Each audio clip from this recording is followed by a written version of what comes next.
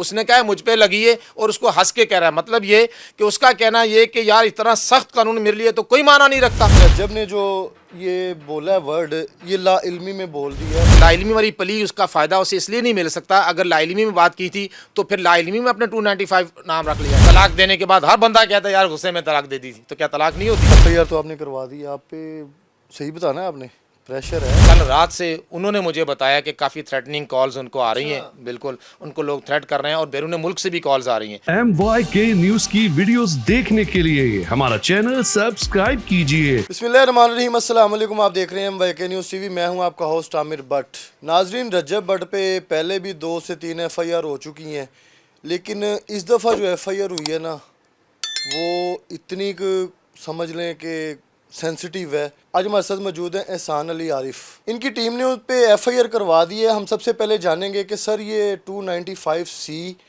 اگر F I R ہوئی ہے تو اس پہ جو مقدمے ہیں اور اس کو کیا سزا ملے گی؟ اگر ایف آئی آر نہ ہوتی تو اس کا کیا ہونا تھا؟ پہلے تو اس کو کریکشن کریں. 295C نہ لگی ہے، نہ لگوائی گئی ہے، نہ ہم نے یہ کلیم کیا. 295A لگی ہے. انٹائرلی بہت ڈیفرنٹ ہے. 295C کے متعلق غیر محتاط گفتگو کرنے کی وجہ سے 295A لگی ہے. توہین مذہب کی اس پہ دفعات لگی ہیں، توہین رسالت کی نہیں لگی. اور یہ آپ کو اللہ کا شکر ادا کرنا چاہیے کہ اس حد تک اس کی کوئی نیکی کام آ گئی ہے کہ تھوڑا سا آگے نہیں بڑھا. اس نے 295C کے بارے میں بات کی ہے. 295C جن کے متعلق ہے ان کے متعلق بات نہیں کی. ٹھیک ہے، اگر 295C کے انگریڈینٹس میں چلا جاتا اور وہ خدا نخواستہ کوئی اور بات کر دیتا تو یہ بڑی خطرناک بات ہوتی. میں سمجھتا ہوں کہ رمضان کی برکت سے اس کی بچت ہو گئی ہے، اس لیے ہم نے اتنی بات کی ہے جتنی جو جرم سرزد ہوا ہے. 295C وہ قانون ہے پاکستان میں کہ جس میں لکھا ہے کہ کوئی بھی حضور پر نور علیہ الصلوۃ والسلام کی گستاخی، توہین کرے گا، انسلٹ کرے گا اشارتاً کنایتاً کسی نقش و نگار کے ذریعے، بول کر، ویڈیو کے ذریعے، تو اس کی سزا صرف اور صرف سزائے موت ہے. اس نے یہ دفعہ مجھ پہ بھی لگی ہے. یہ اس پر اونس ٹو پروف ہے. وہ ثابت کرے کہ 295C اس پہ کب لگی تھی، کس نے لگائی تھی اور کیوں لگائی تھی. یہ بتانا اس کی ذمہ داری ہے. اس نے کہا ہے مجھ پہ لگی ہے اور اس کو ہنس کے کہہ رہا ہے. مطلب یہ کہ اس کا کہنا یہ کہ یار اتنا سخت قانون میرے لیے تو کوئی معنی نہیں رکھتا کہ مجھ پہ لگ گئی ہے، مجھے کچھ بھی نہیں ہوا.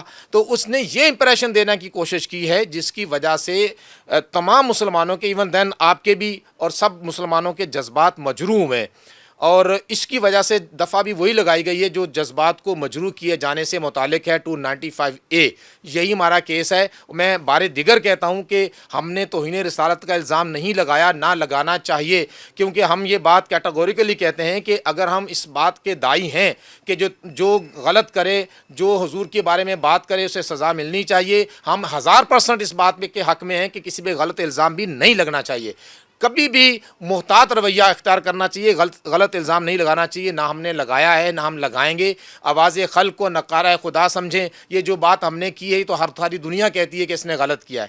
دنیا کی آواز کو ہم نے سمرائز کر کے ایک ایف آئی آر درج کروا دی ہے. اور اب میں کہوں گا آپ کی وساطت سے کہ کوئی اور بھی ثبوت اس بندے کے خلاف ہو جس پہ اس کو سزا مل سکتی ہو تو وہ ہمیں دیں تاکہ ہم کیس کو مزید بہتر انداز میں بلڈ اپ کر سکیں. ان کے وکلاء یا ان کی طرف سے یا ان کے جو فین فالوئنگ ہے رجب فیملی، وہ لوگ کہہ رہے ہیں کہ رجب نے جو یہ بولا ہے ورڈ، یہ لا علمی میں بول دیا ہے، اس کو اس چیز کا پتہ نہیں تھا.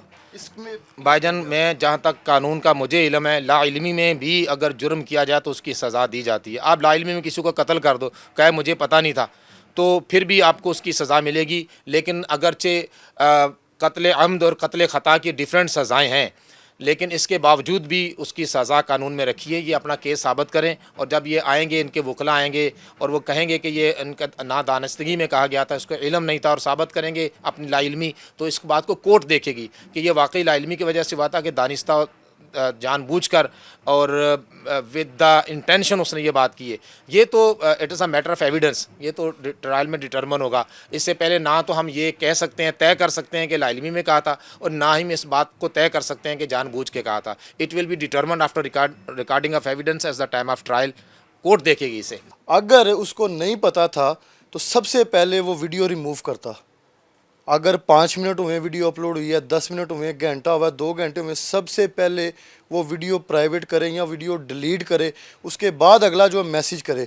वो वीडियो अभी तक लोगों के पास है, मतलब कि इसको ये इतना लापरवाह, इसको पता ही नहीं है, ठीक है। इतना पता है कि पैसे आने हैं, मैंने कौन सी गाड़ी लेनी है, कहाँ पे घूमना है और किसको टाइम देना है, किसको नहीं देना, मतलब कि एक ईगो जो आ जाती है ना, वो भी होती है।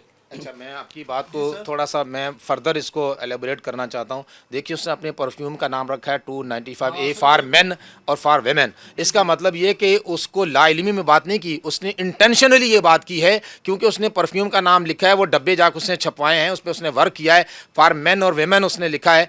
तो ये बात लाइल्मी वाली पली, उसका फ़ायदा उसे इसलिए नहीं मिल सकता। अगर लाइल्मी में बात की थी तो फिर लाइल्मी में अपने 295 नाम रख लिया है। आपने 211 क्यों नहीं रखा, 313 क्यों नहीं रखा? आपने 295 रखा है तो इंटेंशनली आपने वो रखा है। इसलिए लाइल्मी वाली बात मेरी समझ में नहीं आती। और जो लोग इसे इसका एज देना भी चाहते हैं तो भी शरई मसला ये है, किसी आलिम दीन के पास जाएं और उससे कहे कि कोई शख्स हजूर के लाइल्मी में हजूर के बारे में कोई बात कर दे तो क्या उसको सज़ा दी जाएगी कि नहीं दी जाएगी? मेरी मालूमात के मुताबिक कि ला इल्मी की बात जो है वो ये पली हर मुल्ज़म यही लेता है कि जब वो बात कर लेता है, तलाक देने के बाद हर बंदा कहता है यार गुस्से में तलाक दे दी थी, तो क्या तलाक नहीं होती? मैंने आज तक एक बंदा नहीं देखा, मैं फैमिली की प्रैक्टिस करता हूँ, जिसने तलाक दी और बाद में ये ना कहा हो कि नहीं जी मैंने तो गुस्से में अल्फाज कह दिए। तो भाई मोहब्बत से कौन तलाक देता है? तो बात ये है कि आपने ये बात की है, अगर आपने ला इल्मी में भी की है तो इसके बावजूद भी you have to face the legal consequences. आपको लीगल जो रेमेडीज़ है आपको वो हासिल हैं और लीगल जो डिफेंस है आपको वो लेना चाहिए। और मेरा नहीं ख्याल कि लोगों को इस बात में उलझना चाहिए, रजब फैमिली हो या अदरवाइज़। हम तो सरकार की फैमिली हैं, हम तो रसूलुल्लाह की उम्मती हैं और हम उन्हीं के कदमों की खाक हैं।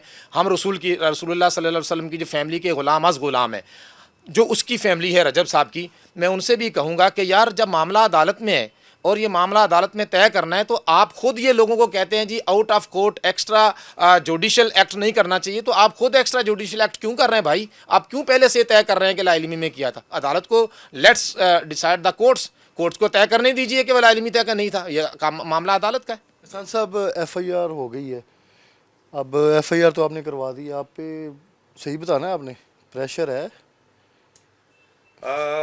मुझ पे तो नहीं, लेकिन ये आपने बड़ा अच्छा क्वेश्चन किया है। हमारे जो मुस्तगीस मुकदमा हैं, कंप्लेनेंट हैं, कल रात से उन्होंने मुझे बताया कि काफ़ी थ्रेटनिंग कॉल्स उनको आ रही हैं। बिल्कुल, उनको लोग थ्रेट कर रहे हैं और बैरून मुल्क से भी कॉल्स आ रही हैं। इसका मतलब ये है कि ये रजब भट्ट के जो पेनिट्रेशन है मुल्क में नहीं है, बैरून मुल्क भी है। और ये जो इशारा है ना, ये बज़ाते ख़ुद इस बात की दलील है कि उसने जानबूझ के ये बात नहीं की, किसी के कहने पे किए या किसी के इशारे पे किए, या किसी को मैसेज दिया है कि हाँ भाई मैं ये बात कर रहा हूँ और मुझे आपने बचाना है, तो ये बज़ाते ख़ुद उसके ख़िलाफ़ बात जाती है। हमारे कंप्लेनेंट को काफ़ी थ्रेटनिंग कॉल्स आई हैं, मैं इसको कंडेम करता हूँ। अब थ्रेड कॉल करवाने का क्या मकसद है? आप पे सर इतना प्रेशर होगा तो क्या आपके जो मुद्दई हैं इस केस के, आप टीम लेके चल रही हैं, सारा केस करवाया, तो इस पे आप ये FIR वापस ले लेंगे? नेवर एवर सर, FIR वापस लेने का सवाल ही पैदा नहीं होता। हमने जो काम किया कानून के मुताबिक किया है। हमने मुद्दई के वकील हैं, मुद्दई को सपोर्ट कर रहे हैं और हर वकील का हक है कि वो चाहे मुद्दई का वकील हो और चाहे वो मुलज़िम का वकील हो। हम मुद्दई के वकील हैं, मुद्दई की टीमें हैं, मुद्दई के साथ खड़े हैं और खड़े रहेंगे। और अगर मुद्दई भी हमारा मजबूत आदमी है, वो ख़ुद सैयद हैं और सैयद हैदर अली शाह उनका नाम है, मैं समझता हूँ कि उन्होंने ख़ुद अपने नाना की इज़्ज़त और नामूस की पहरेदारी की है, वो इंशाअल्लाह अपने नाना की इज़्ज़त की पहरेदारी करेंगे। प्रोग्राम का फीडबैक लाजमी दीजिएगा। इसी के साथ अपने होस्ट आमिर भट्ट को इजाज़त दें। अल्लाह हाफिज़।